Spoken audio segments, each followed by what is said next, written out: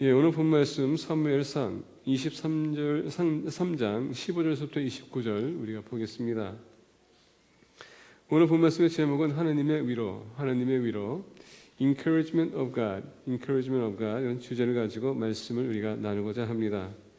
오늘 본 말씀 보게 되면 앞서서 다윗은 하나님께서 택한 왕이었습니다. 물론 이스라엘 백성들에게 필요했던 왕이 있었습니다. 그 왕은 하나님께서 세우고자 했던 왕이 아니었습니다. 하나님은 이스라엘 백성들의 왕이 되기만 했어요. 그리고 이스라엘의 왕으로서 이 백성들이 하나님의 말씀을 듣고 순종하기만 했습니다. 그런데 이스라엘 백성들은 영이신 하나님을 보지 못하기 때문에 누군가가 보고 눈으로 확인할 수 있는 그런 왕을 원했습니다. 그래서 하나님은 그들의 왕이라고 했지만은 이 사람들은 자기들이 보고 인식할 수 있는 그런 왕을 원했기 때문에 계속 사무엘에게 얘기합니다. 우리에게 왕을 달라. 그래서 하나님께서는 사울을 줍니다. 그 사울이 왕이 됩니다.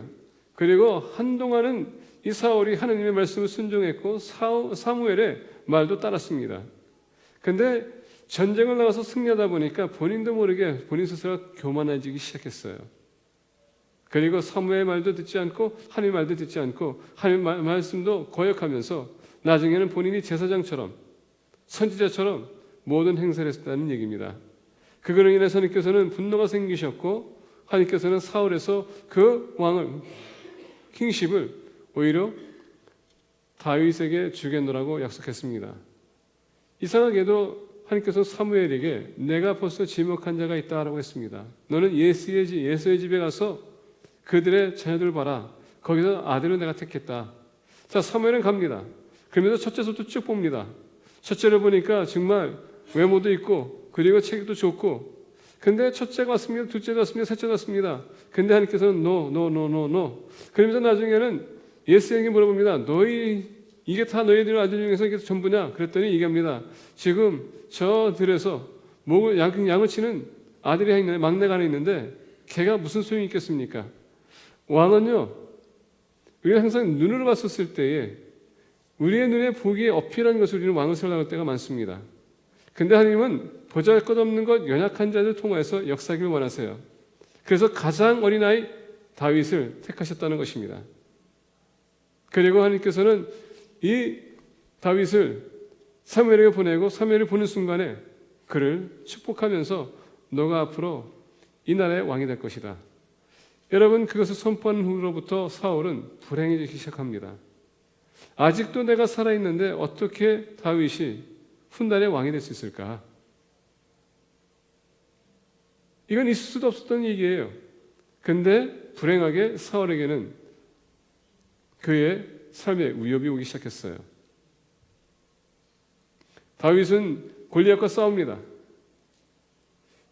군사들이 다윗을 보면서 놀랐어요.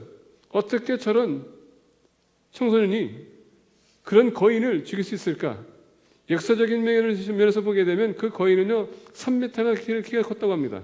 어마어마하게 키죠. 근데 만약에 다윗을 봤다면 아마 제 사이즈? 저보다 더 작을 수도 있어요. 근데 3m 되는 그 거인을 돌 하나를 가지고 한 방에 그래 죽입니다. 백성들이 봅니다. 저 친구가 어떻게 힘이 있어서 무슨 힘이 있어서 저런 거인을 죽일 수 있을까? 여러분 상상해 보십시오. 다윗은 하나님을 위해서 이 거인을 물리쳤습니다. 순수한 마음이 있었어요. 근데 학은이 될지 누가 알았습니까? 백성들은 보고서 오히려 왕을 높이는 것이 아니라 왕을 높이되 반면에 다윗을 더 높이는 것입니다. 왕이 화가 나기 시작합니다. 그러면서 마음에는 미운 마음, 분노가 생기기 시작했습니다. 그리고 분노로 인하여서 다윗을 죽이기로 결심합니다. 그 후로부터 우리가 알다시피 다윗은 쫓기는 삶을 삽니다.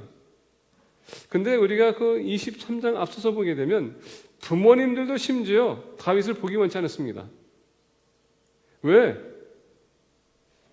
왕이 분노가 생기고 다윗을 죽이려고 하는데 하물며 가족을 가만히 두겠습니까? 그러니까 가족들도 위협이 왔어요. 그러다 보니까 멀리합니다. 형들도 마찬가지로 다윗과 상관하기 쉽지 않았습니다. 한순간에 하나님을 위해서 싸웠더니 오히려 그의 인생은 힘들어지기 시작했어요. 내가 그래도 하나님의 영광을 위해서 싸웠는데 하나님이 도대체 이게 무슨 일입니까? 결국 하나님이 섬긴 것이 이런 결과를 가져왔다면 다시 한번 생각해 볼 필요가 있는데 오늘 많은 사람들이 그렇게 얘기할 것이에요. 근데 다윗은 그러지 않습니다. 항상 하나님의 마음을 쫓아간 사람은 결심했다면 끝까지 쫓아가는 겁니다. 그리고 다윗은 죽이겠다고 칼을 갑니다. 쫓아옵니다. 다윗은 지금 계속 도망갑니다.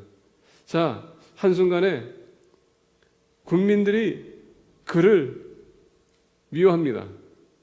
왕이 죽이려고 결심합니다. 가족도 외면합니다. 얼마나 불행한 삶입니까? 오늘 본 말씀 보게 되면 15절에 다윗이 사울이 자기의 생명을 빼앗으려고 나온 것을 보았으므로 다윗은 정말 외로운 삶이었습니다. 가족도 없고 친구들도 없고 물론 따르는 부하들이 있었습니다. 그 부하들을 다 책임져야 됩니다. 얼마나 그가 외로운 삶인지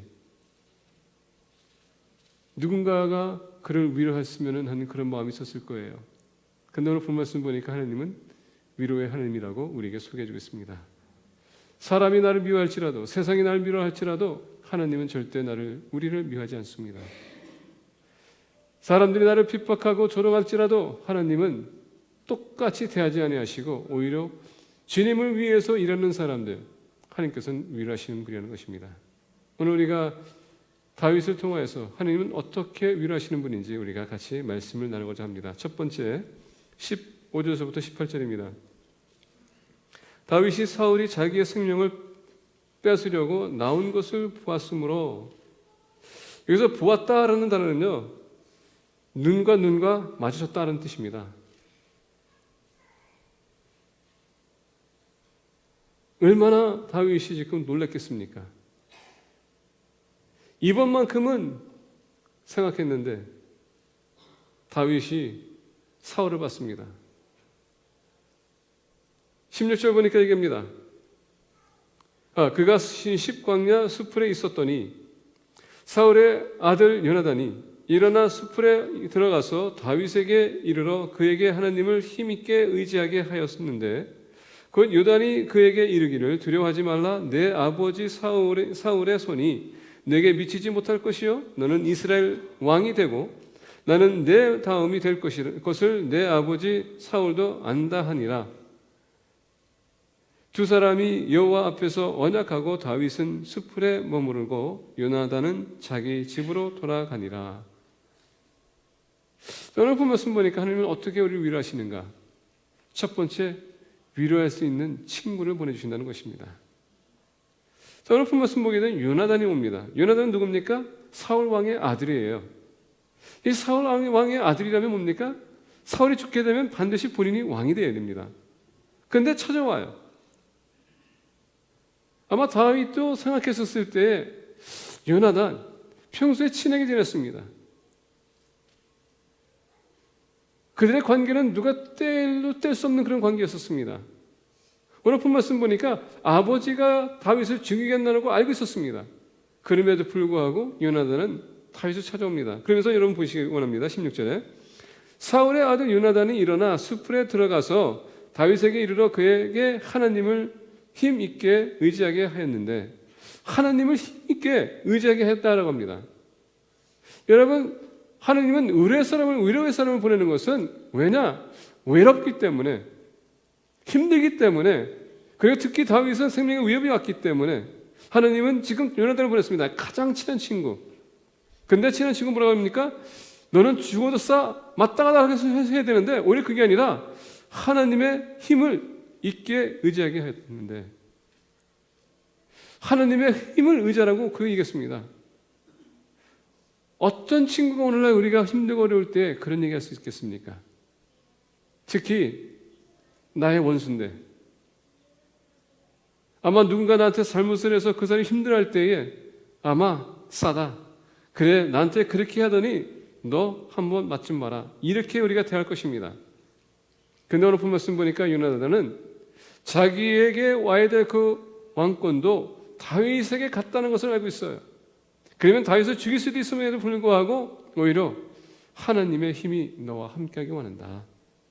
떠나가서 보겠습니다. 곧 요나단이 그에게 이르기를 두려워하지 말라. 내 아버지 사울의 손이 내게 미치지 못할 것이요 너는 이스라엘 왕이 되고. 자, 요나단이 얘기합니다. 너는 이스라엘 왕이 될 것이다.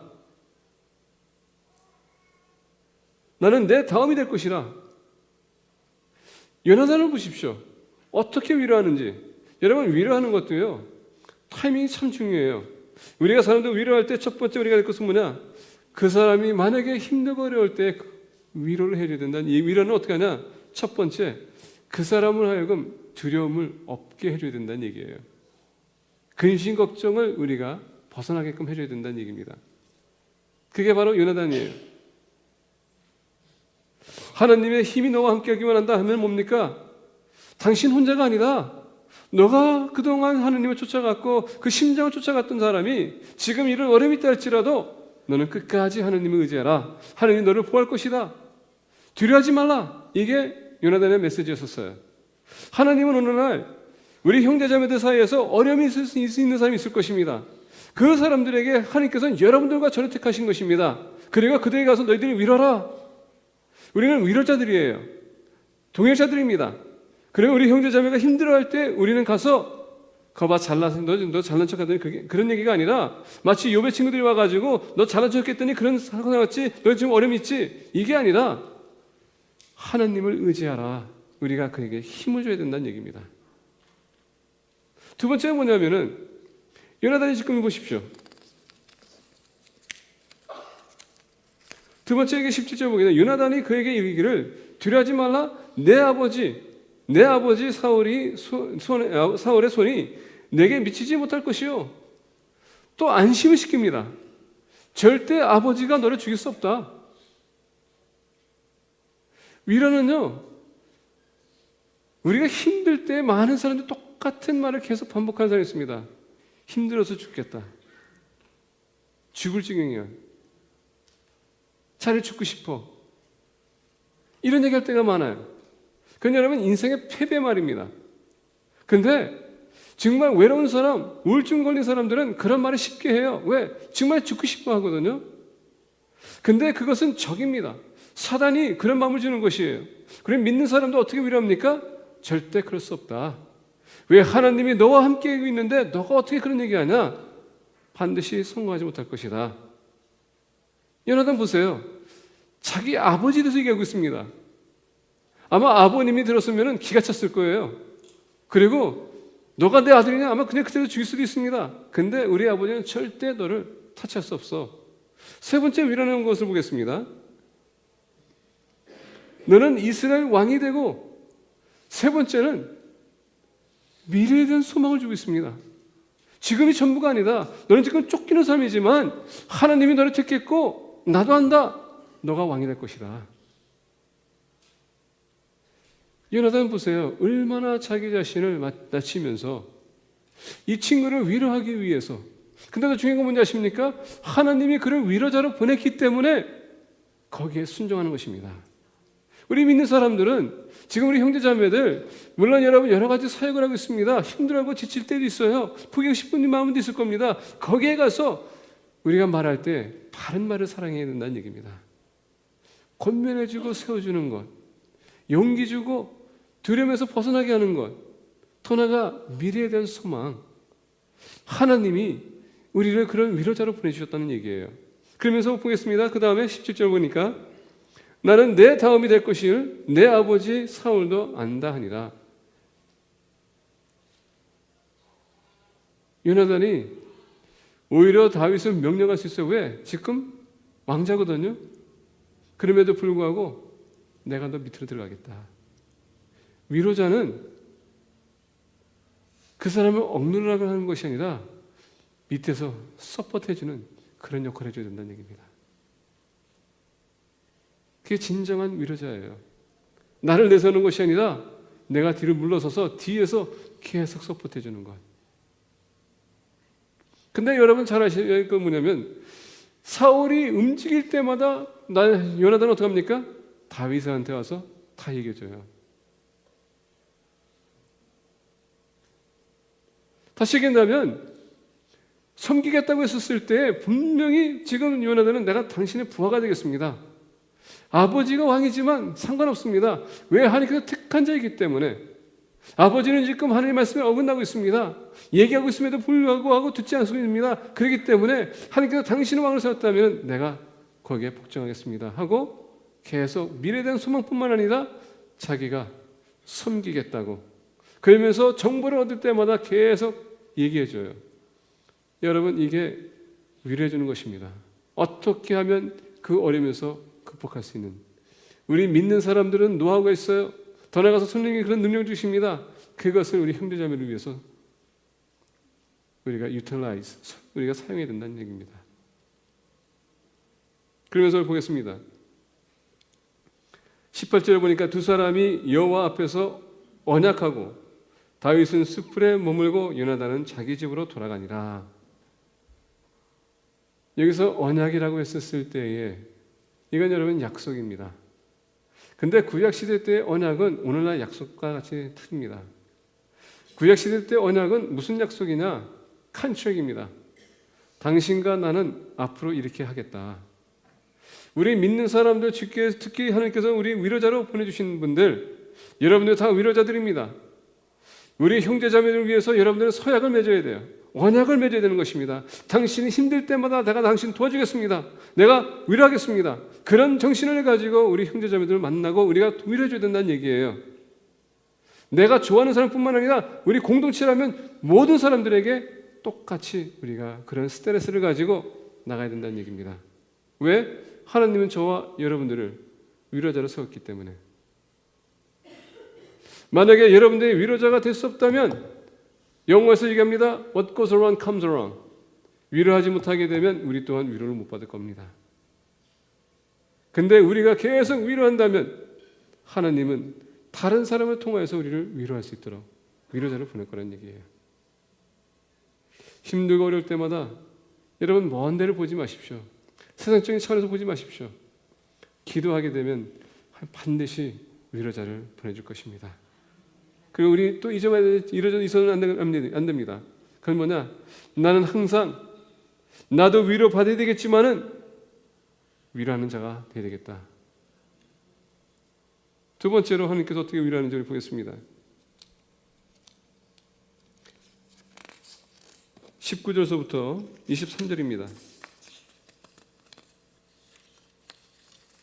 그때의 10사람들이 기브아에 이르러 사울에게 나와 이르되 다윗이 우리와 함께 광야 남쪽 하길라 산 숲을 요새에 숨지 아니하였나이까. 그러온즉 왕은 내려오시기를 원하시는 대로 내려오소서. 그를 왕의 손에 넘길 것이 우리의 의문이다 하니. 여러분, 이 사람들은 유다 사람들이에요. 다윗도 유다 사람입니다. 근데 여러분, 위기가 오다 보니까 어떻게 합니까? 이제 자기 똑같은 동족이 가족도 버리는 것도 서러운데 이제는 유다 사람들이 다윗을 넘기겠다고 사울에게 이제 고소합니다. 자, 21절 보겠습니다. 사울이 이르되 너희가 나를 긍휼히 여겼으니 여호와께 복받기를 원하노라. 여러분, 이 얘기 들었을 때 얼마나 그럴듯한 얘기예요. 여호와가 당신들을 축복하기 원합니다. 이런 얘기 얼마나 좋아요. 근데 오늘 많은 사람들이 이런 프레이즈를 잘 사용해요. 전혀 마음에 마음에도 없으면서 이런 얘기 우리가 사용할 때가 많습니다. 하나님의 이름을 여러분 우리가 모독해서는 안 되는데 바로 이런 차원을 두고 얘기하는 것입니다. 전혀 도울 생각도 없고요, 축복할 생각도 없고 악용하기 위해서 사용하는 단어입니다. 사울이 이르되 너희가 나를 긍휼히 여겼으니 여호와께 복받기를 원하노라. 하나님의 복을 벗어난 사람이 무슨 하나님의 복을 비겠습니까? 이거 자체가 컨트라딕션이에요. 자, 22절 보겠습니다. 어떤 사람이 내게 말하기를 그는 심히 지혜롭게 한다 하나니. 자, 어떤 사람이 내게 말하기를 그는 심히 지혜롭게 한다 하나니. 다윗은 지혜로운 사람이 있었어요. 우리가 시편을 보게 되면 다윗이 얼마나 지혜로운 사람인지 다 알 수 있습니다. 근데 왜 다윗이 어떻게 그렇게 지혜로웠을까요? 우리가 솔로몬을 보게 되면, 여러분, 솔로몬 보게 되면 잠언을 썼다고 하는데, 솔로몬이 아들에게 어떻게 하면 하느님에게 지혜를 얻을 수 있는지 가르쳐 줍니다. 어떻게? 하느님을 경외하는 것이 지혜의 시작이다. 그러면 솔로몬은 누구한테 여기서 얻었을까요? 바로 다윗. 우리 믿는 사람들은요, 위로하는 것도 지혜가 필요해요. 인생에 어려움이 왔었을 때도 지혜가 필요합니다. 자, 23절, 그가 숨어 있는 모든 곳을 정탐하고 실상을 내게 보고하라. 내가 너희와 함께 가리니 그가 이 땅에 있으면 유다 몇천 명 중에서라도 그를 찾아내리라 하더라. 자, 유다 사람들이 다윗을 고발하고 있습니다. 근데 여러분, 오늘 본 말씀 보게 되면 19절과 21절 제가 포커스하기만 합니다. 그때 10사람들이 기브아에 이르러 사울에게 나와 이르되 다윗이 우리와 함께 광야 남쪽 하길라 산숲을 요새 숨지 아니하였나이까. 자, 여기서 보게 되면 광야 남쪽 하길라 산숲을 요새에 숨지 아니하였나이까. 영어를 보게 되면 이렇게 됩니다. Is not David hiding among us in the strongholds of Horesh? 여기서 strong이라는 것은 강한 성이라는 뜻을 갖고 있습니다. 어느 누구도 쉽게 들어올 수 없다는 얘기예요. 자, 우리가 알다시피 사울은 이 지역을 지나갔어요. 근데 다윗은 지금 사울 봤습니다. 근데 여러분, 하나님은 어떻게 합니까? 보호하시죠? 그러면 안 보입니다.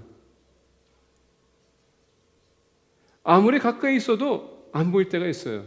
저렇게 어떨 때 한국의 연속극 보면은 이해가 안 가는 게 있습니다. 여인들이 이렇게 가는데 같은 장소에 있으면 보이지 않고 이렇게 지나가는 것. 마치 그런 장면이에요. 난 그거 볼 때마다 how dumb can it be? 아니, 팔 앞에 있는데 못 보고 지나간다는 것. 그건 말도 안 돼. 근데 하나님이 역사하시면요, 우리 적이 나를 못 볼 수 있도록 눈을 가린다는 것입니다. 그래서 오늘 본 말씀 보게 되면은 너희들이 가서 봐라, 어디 있는지 파악하고 나한테 와서 얘기해라. 자, 이제 19절. 그때 10사람들이 기브아에 이르러 사울에게 나와 이르되 다윗이 우리와 함께 광야 남쪽 하길라 산숲을 요새에 숨지 아니하였나이까. 자, 지금 어느 위치에 있다고 지금 얘기해 줍니다. 근데 중요한 건 뭐냐면은 여기서는 stronghold, 하나님이 지금 그것을 붙들고 있다는 얘기예요. 다윗을 거기에 인도한 것입니다. 그리고 주님께서 보여주시는 겁니다. 두 번째, 하나님께서 어떻게 위로하시는지 아십니까? 우리가 힘들고 어려울 때 하나님이 우리의 방패가 되신다는 것입니다. 방패가 되주세요.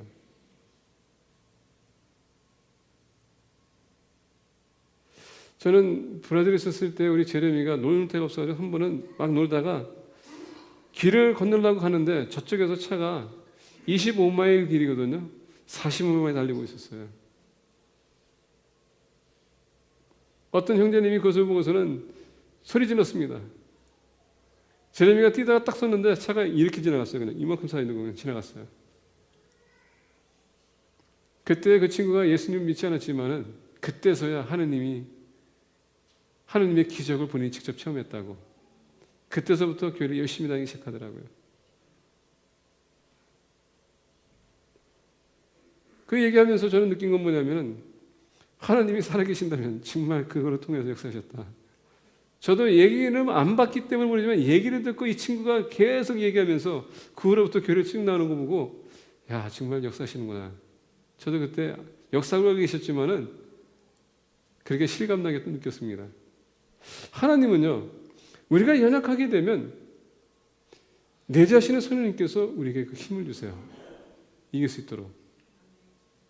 저는 선교지 갈 때마다 이런 거 많이 느낍니다. 선교지 가게 되면 우리가 선교지 가서 선교사한테 뭐 줄 것을 선물 가지고 가게 되면 이상하게도 세관들이 그냥 통과시킬 때가 많아요.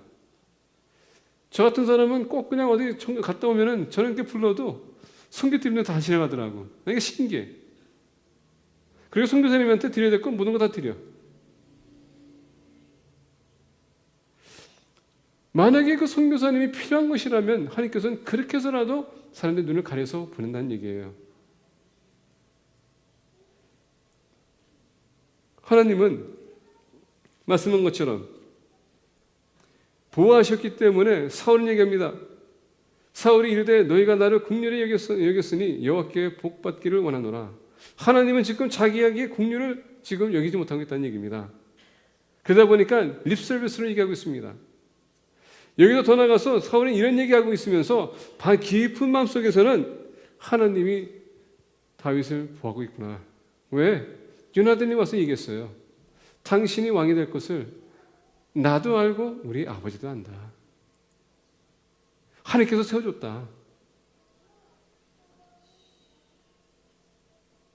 하나님은 우리를 보호하시는 분입니다.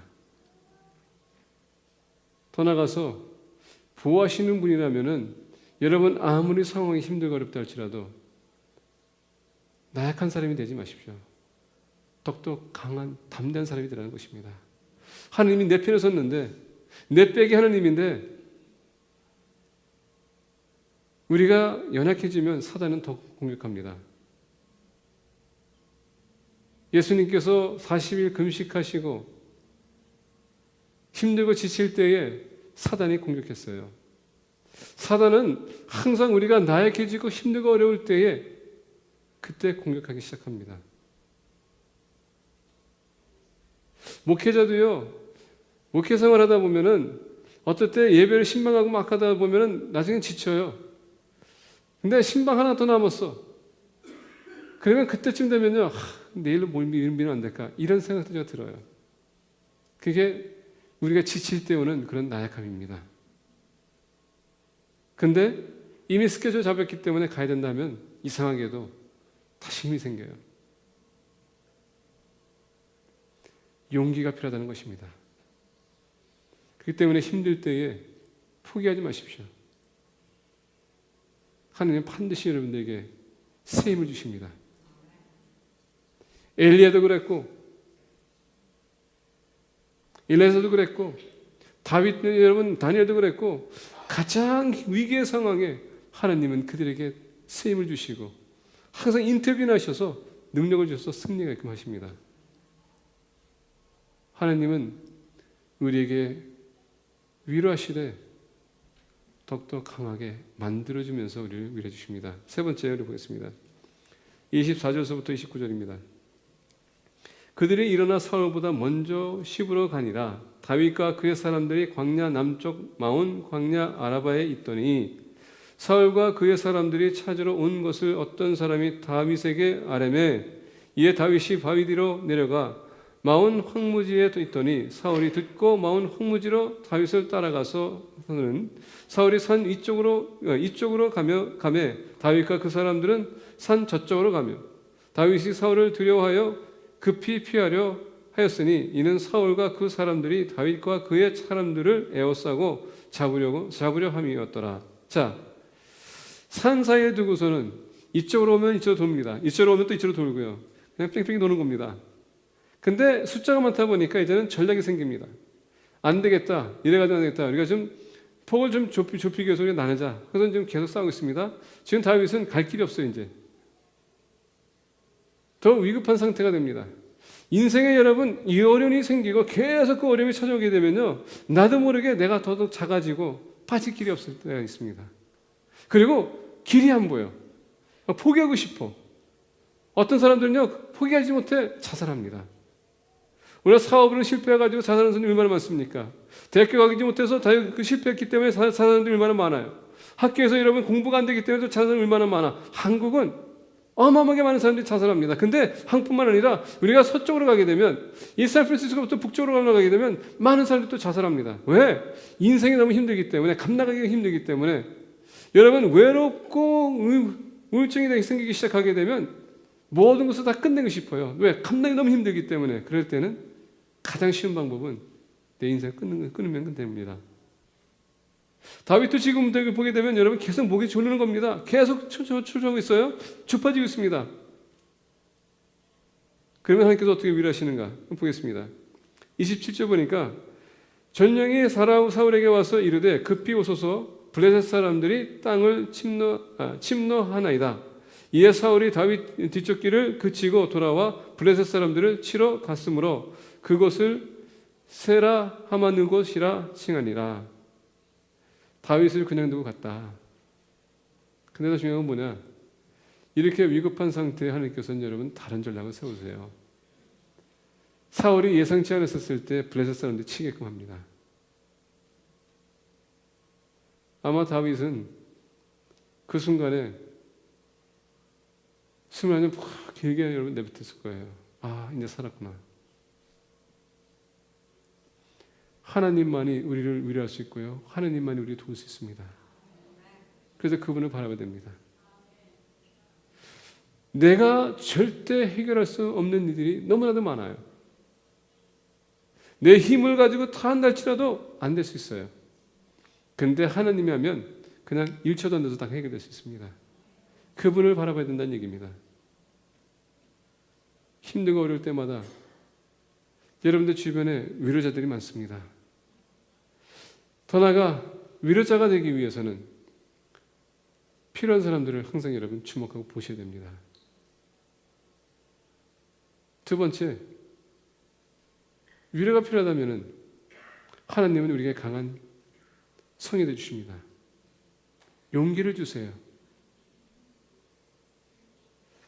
힘이 필요하다면 세상을 바라보는 것이 아니라 주님을 바라보는 것입니다. 세 번째, 우리가 갈 길이 없게 되면 하나님께서 그 길을 열어주세요. 인생은 여기가 끝이 아니에요. 여러분 가장 바닥으로 내려가게 되면 남은 곳은 올라갈 수밖에 없습니다. 저는 그래서 롤러코스터를 참 좋아해요. 뭐 공포스럽지만은 저는 이 트릴이 뭐냐면 밑에서 이렇게 쭉 올라갔죠? 확 내려갑니다. 근데 다시 올라가요. 그것도 내려갑니다. 다시 올라가요. 빙빙 돌아요. 근데 올라갔다 내려가는 순간에 거기 뜰이 있어. 그리고 내려갔다 올라갈 때에 이상하게 무슨 묘한 느낌이 있어요. 그래서 빙빙 돌면은 이상하게 내 정신이 나가는 것처럼 느껴지는데 뭐가 이렇게 뭐 마음이 확 이렇게 풀어지는 것 같아. 그래서 롤러코스터가 좋습니다. 근데 올라갔다 내려갔다 그게 우리 신앙입니다. 하나님께서 왜 이걸 주시냐면 인생은 드라마가 필요하기 때문에. 여기서 애틀랜타까지 가게 되면 6시간 걸립니다. 치료해요. 그냥 곧장 가기 때문에. 샌프란시스코 LA 가는데요. 그게 6시간 걸려요. 5분 도로 가면 그냥 피곤해요. 그냥 일자기 때문에 아무것도 없어. 근데 일본 도로 타고 가게 되면 LA까지 가는데 12시간 걸려요. 5시간 가는 게 아무것도 없다 보니까 지루한데 일본 도로에서 샌프란시스코에서 LA까지 가는데 12시간 걸려요. 근데 해안가를 타고 가거든요. 가는데 지루하지 않아. 왜? 볼 곳이 많아. 뭐 이렇게 터널 때마다 뭐가 새로운 게 나오고요. 터널 때마다 이렇게 새로운 게 나와요. 그게 바로 믿음이에요. 믿음 생활도 마찬가지입니다. 올라갈 때는 뭔가 빡세게 되고 내려갈 때도 있고 올라가고 뜰이 있어야 된다는 얘기입니다. 드라마가 있어야 돼요. 신앙이라는 것은 똑같이 유지할 수 없습니다. 업앤다운, 업앤다운입니다. 근데 여러분 알다시피 아까 얘기한 것처럼 우리가 내려가게 되면 올라갈 수밖에 없어요. 그러니까 인생이라는 것은 내가 내려갈 때는 정말 힘들고 어려울 수 있어요. 근데 그게 전부가 아니라는 얘기입니다. 다시 올라갈 수 있어요. 그게 하나님이 우리에게 주시고자 하는 인생의 짜릿함이라는 것입니다. 그걸 놓친다면 신앙생활 재미가 없어요. 죄송합니다. 우리 다 연속극을 보기 좋아해요. 연속극도 여러분 잘 되면 재미없죠? 뭐 이렇게 뭐 안 돼가지고 막 힘들고 저기다 그냥 그때 확 풀리면서 또 올라갔다 또 이렇게 또 엉키면서 또 힘들고 이런 게 짜릿함이 있는 것처럼 우리 신앙생활도 하나님께서 그렇게 만드셨어요. 왜? 그런 걸로 인해서 우리가 도전받을 수 있기 때문에. 그리고 그런 것을 도전받게 되면 다음에 똑같은 일이 생기게 되면 별 큰 문제가 아니야. 왜? 노하우가 있기 때문에. 그게 주님께서 우리에게 믿음의 성장을 주기 위한 방법입니다. 오늘 본 말씀 보겠습니다. 다시. 전령이 사울에게 와서 이르되 급히 오소서 블레셋 사람들이 땅을 침노하나이다. 이에 사울이 다윗 뒤쫓기를 그치고 돌아와 블레셋 사람들을 치러 갔으므로 그곳을 셀라하마 느곳이라 칭하니라. 다윗이 거기서 올라가서 엔게디 요새에 머무니라. 올라갔다 내려갔다 올라갔다 내려갔다. 근데 여러분, 다윗은 이제 사울의 손에서 벗어났다는 얘기예요. 이제 새 날을 계획할 수 있는 것입니다. 그게 바로 신앙이세요. 어떤 목사님이 저한테 물어봤습니다. 전화가 왔어요. 하와이에서 2년 반 동안 사역하다가 돌아오셔서 이쪽에 다시 왔어요. 캐롤라이나로. 근데 저한테 얘기하더라고요. 제가 그랬어요. 목사님, 몇 년 전에 하와이 가지 않았어요? 그랬더니, 하와이 갔는데, 하와이에서 이제 사역이 좀 마무리하고 좀 왔습니다. 그랬어요. 목사님, 하와이 힘드시죠? 그랬더니, 그때서 이제, 예. 목사님, 하와이 가기 전에 저한테 연락했었으면 제가 하와이에 대해서 많이 얘기해 줄 수 있었을 텐데, 아마 준비돼서 갈 수도 있었을 텐데, 그랬더니, 하와이에서 사셨어요? 예, 하와이에서 왔습니다. 그랬더니, 그러네요. 몰랐네요. 근데 이제 얘 목소리 들어보니까 많이 힘들더라고요. 이제 랄리로 돌아오셨대요. 그래서 얘기했습니다. 목사님 잘 오셨습니다. 이제 하나님께서는 또 새로운 사역을 주실 것입니다. 용기를 가지세요.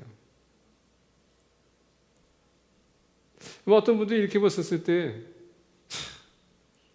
목회자가 또 실패했구나 이렇게 얘기할 수 있어요. 근데 제가 목회자가 되다 보니까 목회자의 마음이 이럴 것 같아요. 항상 성공적인 삶은 신앙에서 사역은 아니거든요. 그리고 랄리로 다시 돌아왔다는 것은 새로운 출발점이라는 것입니다. 또 새로운 계획이 있다는 것이에요. 저도 제 삶을 보게 되면 부끄러운 얘기지만 제가 골든게이트 신학교에서 브라질 갔습니다. 그리고 브라질에서 제가 사역 마치고서는 어디로 갔는지 아십니까? 골든게이트를 갔어요.